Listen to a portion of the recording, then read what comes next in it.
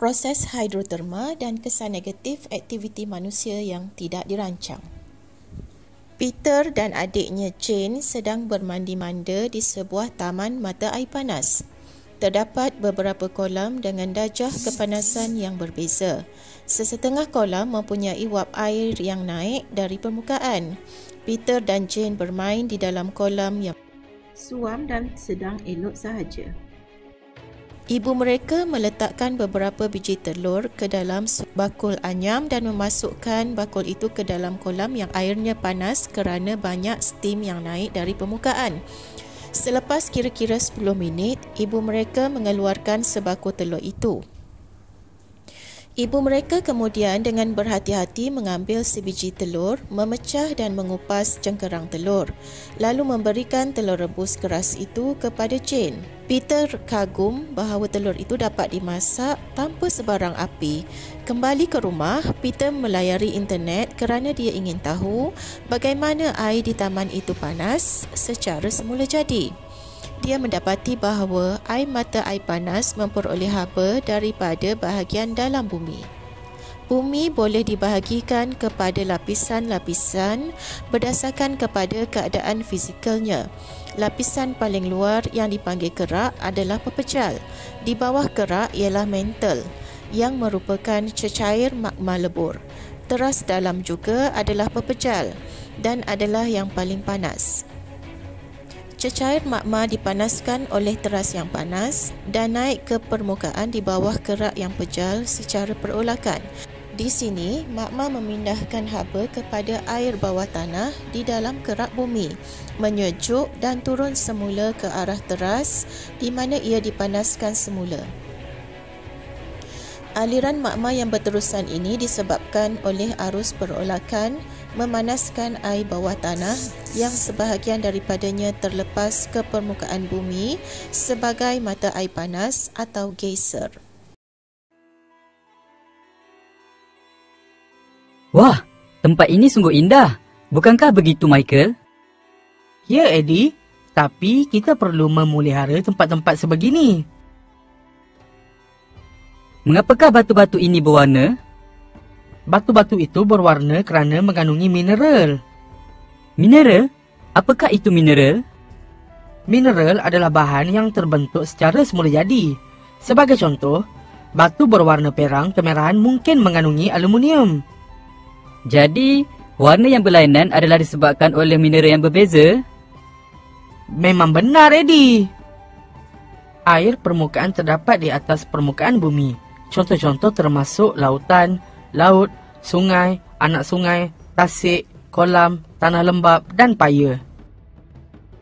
Bahan buangan dari kawasan perindustrian dan perumahan mencemarkan air permukaan. Baja dan racun perosak dari aktiviti pertanian mencemarkan air permukaan jika digunakan secara tidak sepatutnya atau secara berlebihan. Air bawah tanah adalah air yang terdapat di bawah tanah.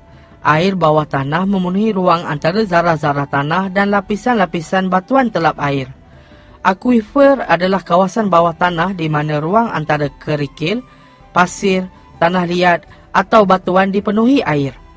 Air bawah tanah adalah salah satu sumber semula jadi bumi yang penting. Air bawah tanah mempunyai pelbagai kegunaan. Baja kimia dan racun perosak dari aktiviti pertanian, bahan kimia dari industri dan bahan larut resap di tapak pelupasan sampah mungkin melarut resap ke dalam tanah dan mencemari air bawah tanah.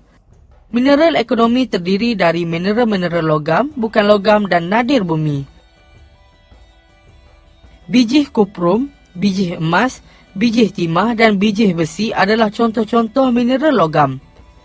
Mineral logam dapat diproses secara kimia untuk mengekstrak logam berguna daripada mineral.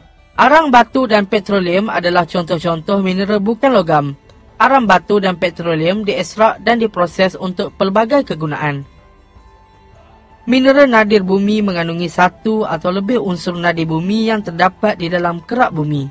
Pelbagai produk teknologi moden menggunakan unsur-unsur nadir bumi untuk membuat komponen.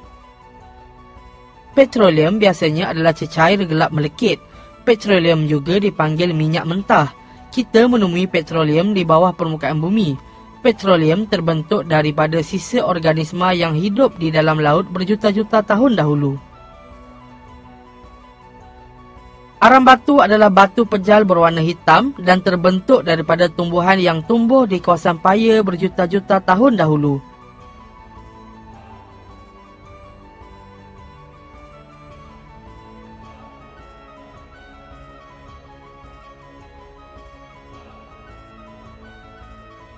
Kadangkala air bawah tanah dipanaskan secara semula jadi oleh haba daripada magma di dalam bumi. Ini dikenali sebagai proses hidroterma. Air yang dipanaskan naik ke permukaan bumi sebagai mata air panas. Air panas dan steam yang dihasilkan oleh proses hidroterma dapat menjana tenaga elektrik. Air bawah tanah yang panas bertukar menjadi steam. Steam menyembur keluar dan memusin turbin yang memutar penjana untuk menghasilkan tenaga elektrik. Penjanaan tenaga elektrik menggunakan air bawah tanah yang panas atau steam dari proses hidroterma adalah kos efektif, mengurangkan penggunaan bahan api fosil dan mewujudkan lebih banyak peluang pekerjaan. Aktiviti manusia yang tidak dirancang dengan baik menyebabkan banyak kesan negatif terhadap semua benda hidup di bumi.